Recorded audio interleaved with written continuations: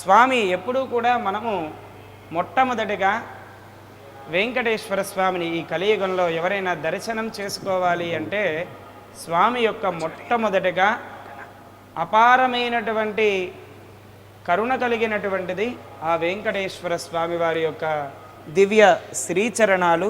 అదిగదుగో ఆ యొక్క శ్రీచరణాలని సేవిస్తే చాలు మనకి కావలసినటువంటి అనంతమైనటువంటి పుణ్యాలన్నిటినీ కూడా మనకి సంప్రాప్తింపజేస్తాడు ఆ వెంకటేశ్వర స్వామి.